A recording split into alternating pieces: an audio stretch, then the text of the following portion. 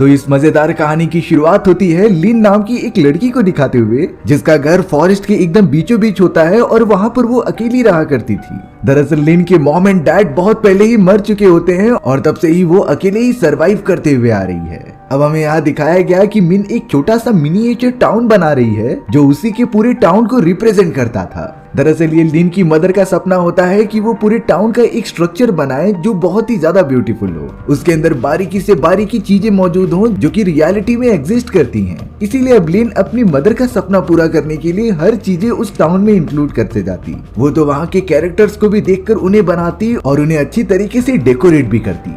लिन तो यहाँ पर पैसे कमाने के लिए बहुत सारे कपड़े स्टिच किया करती थी। उसे स्टिचिंग करना बहुत ही ज्यादा अच्छा लगता था और उसके पास ये सारी स्किल्स भी मौजूद होती हैं। अब एक दिन लिन स्टिच किए गए सारे कपड़ों को डिलीवर करने के लिए बाहर जा रही थी, तभी उसे अपने गार्डन में एक सर्कुलर टाइप का एरिया दिखाई देता है। वो तो उसे पानी से मिटाने की कोशिश भी करती है, लेकिन ऐसा हो ही नहीं पा रहा था और वो निशान तो मिटता ही नहीं। लिन सारी चीजों को तो एकदम से इग्नोर करके शहर की तरफ बढ़ने लगी, क्योंकि वो हमेशा तो अकेली नहीं रह सकती। उसे डिफरेंट लोगों के साथ एक्सप्लोर करना बहुत अच्छा लगता था। अब लिन एक आदमी के पास आकर अपनी कार रोकती है जिसे कि वो पहले से पसंद किया करती थी, लेकिन वो आदमी तो पता नहीं क्यों लिन को अजीब तरीके से देखकर वहाँ से चला जाता है। दरअसल कुछ रीजन की वजह से टाउन का कोई भी आदमी लिन को पसंद नहीं करता था, इसीलिए उसका घर फॉरेस्ट के एकदम बीचों बीच होता है, सारे शहर से दूर। लिन इस बात को बहुत ही अच्छी तरीके से फील कर पाती है और उसे बुरा भी लगता था, लेकिन टाउन के लोग लिन के साथ ऐसा क्यों बिहेव करते हैं हमें आगे पता चल ही जाएगा।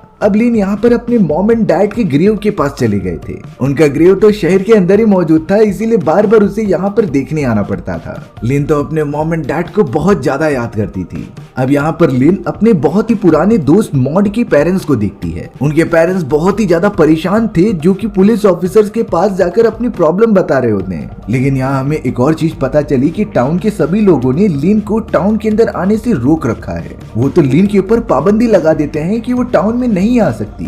लिन इस बात से बहुत ही ज्यादा उदास रहती कि कोई भी उसे अपना नहीं समझता, इसीलिए वो अपने घर की तरफ वापस चली गई थी। अब थोड़ी देर के अंदर लिन के घर के पास एक डिलीवरी बॉय आता है, जिसके अंदर एक छोटा सा स्कूल मौजूद होता है। उसी छोटे से स्कूल को लिन ने अपने बनाए गए मिनिएचर टाउन के अंदर रख दिया था, क्योंकि वो अपनी मॉम का सपना पूरा करके इस पूरे मिनिएचर टाउन को कंप्लीट करना चाहती थी। लिन तो अपनी उसी पुरानी दोस्त जिसका नाम मॉड होता है उसे लेटर लिख रही थी कि मुझसे जो भी हुआ मुझे माफ कर देना, बाकी इसके बाद वो तुम्हें बहुत ज्यादा याद करती है और मिलने का मन करता है। मॉड लिन की बचपन की दोस्त होती है जो यहाँ से कहीं दूर जा चुकी है, पर आखिरकार उनके बीच ऐसा हुआ क्या ये तो हमें कुछ देर में पता चल ही जाएगा।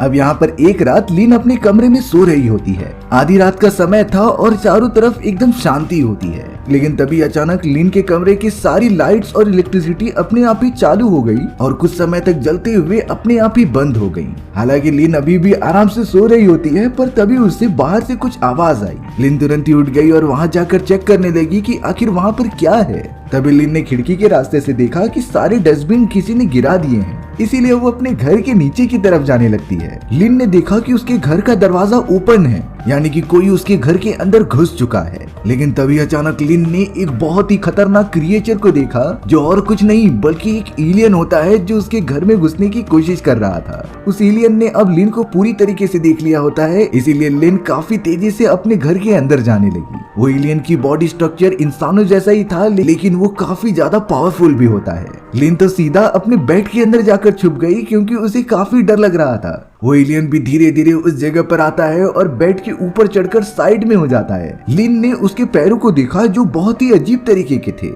अब उस एलियन के ढूंढने पर जब लिन उसे नहीं मिलती तो वो खिड़की के रास्ते से बाहर चला गया। लिन तुरंत ही उठकर उस खिड़की को बंद कर देती है, जिससे कि एलियन अंदर ना आ सके। पर तभी उसने नोटिस किया कि शायद वो एलियन उसके छत पर मौजूद है, इसीलिए लिन अब तेजी से भागने लगी अपने सारे दरवाजे को बंद करने के लिए। लेकिन शायद वो एलियन बहुत ही ज्यादा रेडियो एक्टिव होता है और उसके पास नेचुरल शक्तियां मौजूद थी। वो तो लिन के घर के सारे इलेक्ट्रॉनिक सामान को बंद चालू करने लगता है और लिन को एक तरीके से डराने की कोशिश करता है। लिन किसी भी तरीके से उस एलियन को घर के अंदर नहीं आने दे सकती थी, क्योंकि उसके पास नेचुरल शक्तियां होने के कारण लिन उससे लड़ाई नहीं कर सकती और वो एलियन जो चाहे वो कर सकता है। लिन तो पुलिस वालों को भी कॉल करने की कोशिश करती है, लेकिन वो टेलीफोन पूरी तरीके से काम ही नहीं कर रहा था और ये सारी चीजें सिर्फ और सिर्फ उस खतरनाक एलियन की वजह से होती हैं। उसने तो अपनी साइकिक एबिलिटीज की मदद से पूरे घर के इलेक्ट्रॉनिक सामान को डिस्ट्रॉय कर दिया था। लिन तो अब बहुत ही ज्यादा तेजी से बाहर की तरफ भाग ही रही थी, तभी अचानक एक दरवाजा उसके मुंह पर आकर लग जाता है। इतनी ज्यादा चोट लगने के कारण लिन बेहोशी की हालत में कैसे भी आगे बढ़ रही थी और अब तो वो एलियन भी छत के रास्ते से नीचे आ जाता है। लिन ने तो पहली बार उस एलियन का चेहरा देखा जो काफी खौफनाक था। अब तो उस एलियन ने लिन द्वारा इतने सालों से बनाए गए मिनिएचर टाउन को डिस्ट्रॉय कर दिया था। पर जैसे ही वो लिन को अपनी तरफ खींचता है तभी लिन ने उन्हीं सारे मिनिएचर टाउन के अंदर से एक लकड़ी का टुकड़ा निकाल लिया और अब जैसे ही वो एलियन लिन को हवा में उड़ाकर अपने पास लेकर आता है, लिन तुरंत ही घूमकर लकड़ी के टुकड़े को एलियन के सर में घुसा देती है। अब इस तरीके से चोट लगने के कारण वो एलियन पूरी तरीके से अनकॉन्शियस हो जाता है, जिसके बाद उस एलियन ने अपना दम तोड़ दिया था। उस एलियन की डेड बॉडी तो वहीं पर पड़ी हुई होती है। लिन इतना ज्यादा डर गई थी कि वो सारी रात सोई नहीं और उस एलियन को देखते ही रह गई। उसे लग रहा था कि वो एलियन कभी भी जग जाएगा और उसे मारेगा, लेकिन सुबह होते ही सबसे पहले लिन ने उस एलियन की बॉडी के ऊपर ब्लैंकेट डाल दिया और पुलिस वालों को कॉल करने के लिए चली गई। अफसोस की बात यह होती है कि सारे इलेक्ट्रॉनिक सामान बेकार हो चुके थे, जिससे कि अब लिन पुलिस वालों को कॉल करके यहाँ पर बुला नहीं सकती। लिन को कुछ नहीं समझ में आ रहा होता कि वो ये सिचुएशन में क्या करे। अब लिन पुलिस वालों को कॉल करने की बहुत कोशिश कर रही थी, लेकिन सारे इलेक्ट्रॉनिक सामान एकदम से खराब हो चुके थे। लिन को थोड़ा समझ में आ गया था कि शायद ये उसी एलियन की वजह से हो रहे थे जो कि मर चुका है। उसी ने ही कल रात सारे इलेक्ट्रॉनिक सामान कंट्रोल किए थे। लिन तो अब किसी भी तरीके से यहाँ से निकलना चाहती थी, क्योंकि उसे लग रहा था कि इस तरीके के एलियन और भी आ सकते हैं। इसीलिए वो तुरंत ही वहाँ से बाहर निकलते हुए अपनी कार के पास आ जाती है, लेकिन फिर बाद में पता चला कि उसकी कार भी नहीं चल रही है, जिसकी वजह से वो यहाँ से नहीं जा सकती। लिन का दिमाग बहुत ही ज्यादा दर्द दे रहा था। तभी उसकी नजर गई अपने सर के ऊपर, जहाँ से खून निकलता हुआ दिखाई देता है। लिन तुरंत ही घर के अंदर चली गई और वहाँ पर फ्रेश होने लगी, जिसके बाद वो अपने टूटे हुए दरवाजे के सामने एक सोफा रख रही होती है, क्योंकि उसी एलियन ने उसके दरवाजे को पूरी तरीके से तोड़कर उसके सर पर मारा था। अब लिन यहाँ पर बिल्कुल नहीं समझ पाती कि वो अपनी जान बचाने के लिए यहाँ से कैसे निकले, इसीलिए वो फिलहाल के लिए एक बाइसिकल ले लेती है और आगे बढ़ने लगती है। तभी लिन को उस डिलीवरी बॉय की वैन भी दिखाई जाती है, जिसका एक्सीडेंट हो चुका था। लिन जब उस लड़के के घर के पास पहुंची जिसे कि वो पसंद किया करती थी, तब उसकी चारों तरफ वो देख रही होती है उसी तरीके के सर्कुलर निशान जिसे कि उसने एक दिन पहले अपने घर के पास देखा था। यानी कि जरूर यहाँ पर कुछ ऐसी चीजें हो रही हैं जो बहुत ही ज्यादा खतरनाक है। अब यहाँ लिन को कुछ नहीं समझता, इसीलिए वो डायरेक्टली भागती हुई पुलिस स्टेशन के अंदर चली गई थी। लिन को लगने लगा कि अगर वो ये बातें पुलिस वालों को बताएगी तो वो उसकी कुछ हेल्प कर दें, लेकिन अचानक लिन के सामने मॉड की मदर आ जाती हैं। मॉड की मदर लिन को देखकर बहुत गुस्सा हो रही थी और वो उसके मुंह पर स्पिट कर देती हैं। इससे हमें ये बात तो पता चल गई कि मॉड के पेरेंट्स कहीं न कहीं लिन से नफरत करते थे। लिन भी समझ जाती है कि उसे पुलिस वालों और टाउन के लोगों से कोई मदद नहीं मिलने वाली, इसीलिए वो तुरंत ही पुलिस स्टेशन से बाहर निकलकर बहुत ही ज्यादा टेंशन लेने लगी। लिन को तो जैसे लग रहा था कि कोई भी उसके सपोर्ट के लिए नहीं है और अब उसकी तबीयत भी खराब होने लगी। वो तो एक कोने में जाकर बहुत ज्यादा रोने लग जाती है। उसका घर पूरी तरीके से तबाह हो चुका था और वो जिस लड़के को पसंद किया करती थी वो भी नफरत करने लगा था। लिन को इस जगह पर रहने का मन ही नहीं कर रहा था, इसीलिए जब वो एक बस को जाते हुए देखती है तब वो सोचने लगी कि वो इस टाउन से कहीं दूर चली जाए। लिन ने तो अब अपना पूरा मन बना लिया था, इसीलिए वो बस की तरफ जाने लगी। लिन भले ही बस के अंदर चली गई, लेकिन वो रास्ते में देखती है कि सभी लोगों के घर के सामने उसी तरीके के सर्कुलर निशान मौजूद थे और ये निशान इतने ज्यादा पैमाने पर होते हैं कि उनकी गिनती की जानी मुश्किल थी। लिन ये तुरंत ही समझ जाती है कि जिन जगहों पर वो सर्कुलर निशान बने हुए हैं वहाँ पर एलियंस का हमला जरूर होने वाला है। इसीलिए अब लिन चाहती थी कि वो किसी भी तरीके से इस टाउन से बाहर चले जाए। लेकिन जब लिन बस के अंदर होती है तभी उसे वही डिलीवरी बॉय मिल गया था। वो डिलीवरी बॉय तो लिन को अजीब तरीके से पकड़ लेता है और कहता है कि तुम इस टाउन से नहीं जा सकती, क्योंकि उनका परमिशन बिल्कुल भी नहीं है। वो डिलीवरी बॉय तो लिन को अब बहुत ही बुरी तरीके से पकड़ने लगा था, क्योंकि अब वो एलियंस के कंट्रोल में होता है। दरअसल उन खतरनाक एलियंस ने सभी इंसानों को अपने कंट्रोल में करना स्टार्ट कर दिया था और वो कभी नहीं चाहते थे कि कोई भी इंसान इस टाउन से बाहर जाए। इसलिए बस में मौजूद जितने भी लोग होते हैं वो एलियंस के कंट्रोल में होकर लिन को पकड़ने लगे थे। लिन तो तुरंत ही अपनी जान बचाते हुए उस बस से बाहर भागने लगी थी। उसे समझ में ही नहीं आता कि आखिरकार एलियंस कैसे इंसानों को कंट्रोल कर सकते हैं। अब वो तुरंत ही वहां से निकलकर एक बहुत ही बड़े चर्च के पास आ गई, लेकिन चर्च में जाने से पहले उसके ठीक साइड में एक ग्रेवयार्ड मौजूद था। लिन जब उस ग्रेवयार्ड में जाकर देखती है तो एक कब्र के ऊपर मॉड नाम लिखा हुआ था, यानी कि ये उसकी दोस्त होती है जो कई सालों पहले ही मर चुकी थी। तब जाकर हमें एक डार्क रियलिटी पता चली कि लिन की दोस्त मॉड को और किसी ने नहीं बल्कि बचपन में गलती से लिन ने ही मार दिया था, और तब से ही मॉड के पेरेंट्स और सारे टाउन वाले लिन से नफरत करते थे। लिन को आज भी अपनी गलती का एहसास होता है क्योंकि मॉड उसकी सबसे बेस्ट फ्रेंड थी। लिन को अभी भी अपनी गलती का एहसास होता है क्योंकि मॉड उसकी सबसे ज्यादा अच्छी दोस्त थी। लिन तो उस मोमेंट को याद करती है कि कैसे टाउन वालों ने उसे घर से बाहर निकाल दिया था और जिसके बाद ही लिन उस फॉरेस्ट में जाकर रहने लगी। अब यहाँ एक बात तो क्लियर हो जाती है कि लिन अपने मॉड नाम की उस फ्रेंड को जो हमेशा लेटर लिखा करती थी, वो मॉड इस दुनिया में ही नहीं है बल्कि कई सालों पहले मर चुकी है, लेकिन फिर भी अपने फ्रेंड की याद में लिन उसे लेटर लिखा ही करती। अब अचानक लिन ने आसमान की तरफ नोटिस किया कि बहुत सारे काले बादल आने लगे हैं और ये कोई नेचुरल तरीके से नहीं हो रहा था। ये सारी चीजें और कोई नहीं बल्कि उन एलियन की स्पेसशिप कर रही थी। वो स्पेसशिप तो उनके एनवायरनमेंट में पूरी तरीके से इंटर हो चुकी होती है। लिन तो इस बात से बहुत ही ज्यादा डर गई थी और वो भागते हुए अपने उसी दोस्त के पास चली आई जिसे कि वो पसंद किया करती थी। लेकिन अब लिन ने नोटिस किया कि उस जगह पर कई सारे लोग मौजूद हैं जो ऊपर की तरफ हाथ दिखा रहे हैं। दरअसल बात ये थी कि एलियंस ने अब उन सभी को भी अपने कंट्रोल में कर लिया था। उन सभी लोगों के गले के अंदर अजीब तरीके की चीज मूवमेंट होते हुए दिखाई दे रही थी। लिन ने नोटिस किया कि यही सेम चीज उस डिलीवरी बॉय के भी गले में होती है जिसे कि एलियंस पूरी तरीके से कंट्रोल कर चुके थे, और अब आसमान में मौजूद वही सारी स्पेसशिप नीचे आने लगी थी, यानी कि एलियंस का हमला फिर से होने वाला है। लिन तुरंत ही ये सारी चीजें देखकर अपने घर की तरफ भागने लगी। लिन ने नोटिस किया कि उसके घर के अंदर मरे हुए एलियन की डेड बॉडी अभी भी वहीं मौजूद है, लेकिन उस एलियन के मुंह के अंदर से कुछ अजीब तरीके का लिक्विड बाहर निकल रहा था। वो क्या होता है, लिन को ये बातें बिल्कुल समझ में नहीं आती, लेकिन अब उसे इतना तो अंदाजा हो चुका था कि वो कहीं भाग नहीं सकती। वो एलियंस अगर आना चाहे और उसे चोट पहुंचाना चाहे तो वो आकर ही रहेंगे। इसीलिए लिन बहुत ही ज्यादा गुस्सा होकर अपने घर के अंदर चली गई और ये डिसाइड किया कि वो एलियन से फाइट करेगी, चाहे कुछ भी हो जाए। वो इस तरीके से हार नहीं मान सकती। लिन ने तो घर के अंदर मौजूद सारे जरूरती सामान इकट्ठा कर लिए थे, जैसे कि लाइटर, कटर और पानी को गर्म कर दिया था। वो हर एक चीज को अपने पास रखती है जो एलियन से उसकी लड़ाई करने में मदद करेगी। साथ ही साथ लिन ने दरवाजे के ऊपर एक कपड़ा भी लगा दिया था जिससे कि वो ढके रहे, ताकि बाहर मौजूद एलियंस को लगे कि ये दरवाजा बंद है। अब लिन अपनी तैयारी करते ही रहती है, लेकिन अचानक उन कीलों को वापस से कोई निकालने लगा था। देखते ही देखते वहाँ पर एक बहुत ही तेज रोशनी आती है जो बाकी सारे एलियंस थे। उन्होंने तो सबसे पहले घर में घुसकर अपने मरे हुए साथी की डेड बॉडी को वापस लिया और उसे स्पेसशिप के अंदर भेज दिया। लिन तो एक कोने में छुपी हुई थी जो बहुत ही ज्यादा डरी हुई होती है,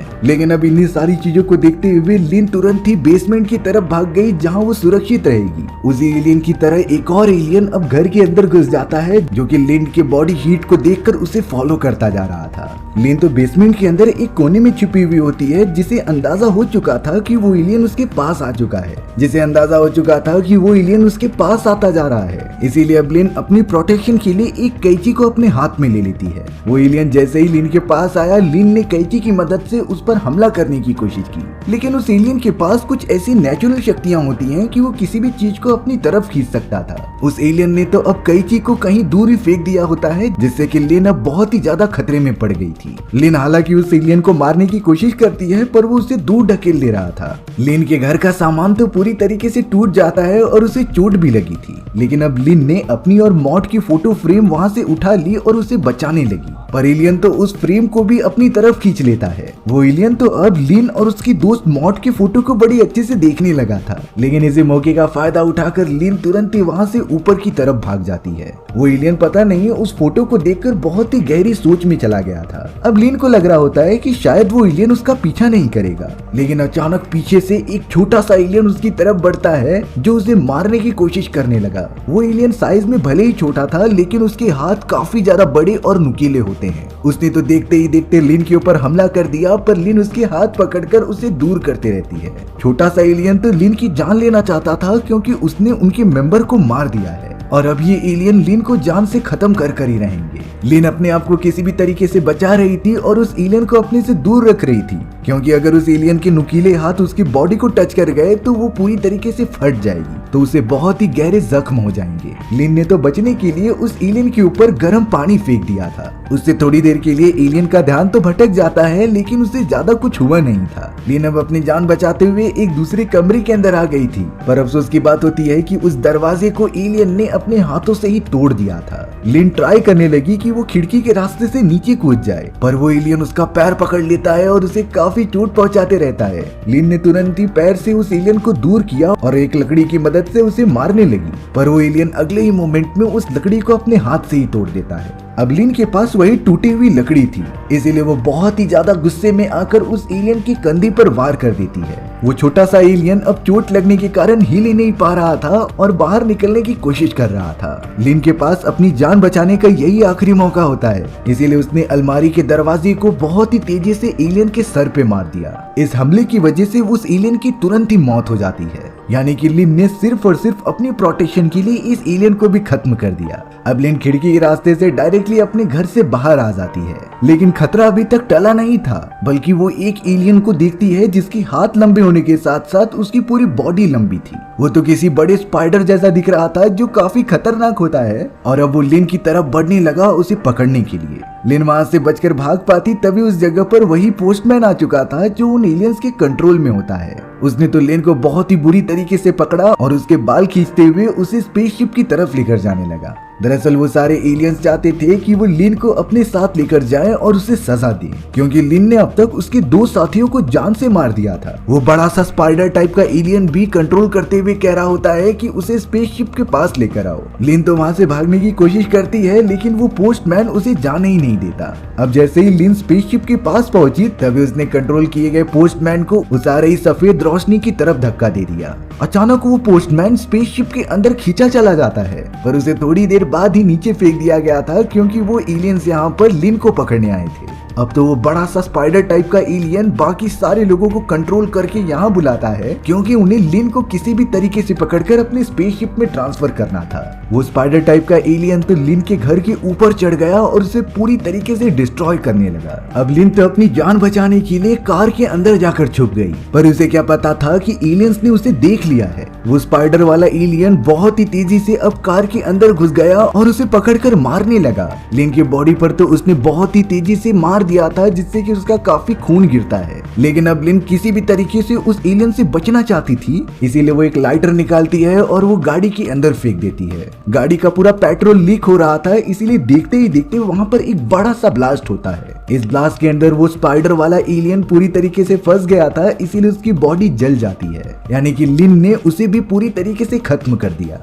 पर स्पेसशिप के अंदर से निकल रही वो व्हाइट रोशनी अभी भी लिन का पीछा करना छोड़ती नहीं। लिन जहाँ भी जा रही थी वो उसके पीछे व्हाइट रोशनी भेजते ही जाते हैं। तभी लिन अपने घर के अंदर छुप गई और वही ऊपर वाले कमरे में चली गई। अब लिन नोटिस करती है कि वहाँ पर एक और एलियन है जो कि शुरुआत में बेसमेंट के अंदर उस पर हमला करने आया था। वो एलियन तो अभी भी उन्हीं फोटोज के अंदर देख रहा होता है। लिन उसे एक खतरा समझकर पीछे से आ रही होती है उसे जान से मारने के लिए, लेकिन ये बात उस एलियन को पहले ही पता थी, इसीलिए उसने अपने नेचुरल पावर का यूज किया और लिन को मारते हुए दूर फेंक दिया। लिन अब जल्द से जल्द वहाँ से निकलकर भागने की कोशिश जैसे ही करती है तभी अचानक सामने से एक रेड कलर की रोशनी उसके ऊपर पड़ने लगी। इस रोशनी की वजह से तो लिन अपनी जगह पर फ्रीज हो गई थी और तब जाकर वो एलियन लिन को कंट्रोल करता है और उसके काफी ज्यादा पास आ जाता है। एलियन ने अब अपने मुंह के अंदर से कुछ अजीब सी चीज बाहर निकाली। दरअसल ये एक पैरासाइट होता है जो इंसानों की बॉडी में जाकर उसे एलियन के कंट्रोल में कर लेता था, और यही सेम टाइप का पैरासाइट उन सभी लोगों में होता है जो कि एलियन की बात मान रहे थे, यानी कि अब एलियन लिन को भी पूरी तरीके से अपने कंट्रोल में करना चाहते हैं। उसने तो लिन के मुंह के अंदर वही पैरासाइट इंक्लूड कर दिया, जिससे कि अब लिन भी पूरी तरीके से उन एलियन के कंट्रोल में हो जाती है। लिन को इन सारी चीजों से बहुत ज्यादा दर्द हो रहा था और तभी अचानक डरते हुए वो अपने बेड से नीचे गिर जाती है। लिन को तो ये सारी चीजें एक सपने जैसी लग रही थी। वो इतना तो समझ गई थी कि शायद उस एलियन पैरासाइट ने उसकी बॉडी के ऊपर कंट्रोल कर लिया है, जो लिन को ये सारे सपने दिखा रहा था जो वो डिजर्व करती है। अब लिन जैसे ही उठकर वहाँ पर जा रही थी तो उसका सारा मिनिएचर अपने आप ही बना हुआ था जो वो पहले से अपनी मॉम के लिए रेडी करना चाहती थी। और तो और लिन के सामने उसकी बहुत ही पुरानी दोस्त मॉड आ जाती है जो कई सालों पहले मर चुकी थी, लेकिन पता नहीं क्यों लिन उसका अच्छे से चेहरा नहीं देख पा रही थी। लिन मॉड के सामने जाकर उसे बहुत ज्यादा माफी मांगती है कि उससे गलती हो गई और वो उसे छोड़कर कभी नहीं जाएगी। लेकिन थोड़ी देर बाद लिन को एहसास होता है कि उसकी दोस्त तो मर चुकी है, आखिर ये सब रियलिटी तो बिल्कुल भी नहीं हो सकती। इसीलिए अब धीरे धीरे लिन उस इमेजिनरी दुनिया से बाहर आने लगती है जो कि वो एलियन पैरासाइट लिन को दिखा रहा था। लिन ने तुरंत ही अपने मुंह के अंदर हाथ डाला और उस एलियन पैरासाइट को खींचकर बाहर निकाल दिया, जिससे कि वो अब अपने रियलिटी वाली दुनिया में वापस आ जाती है।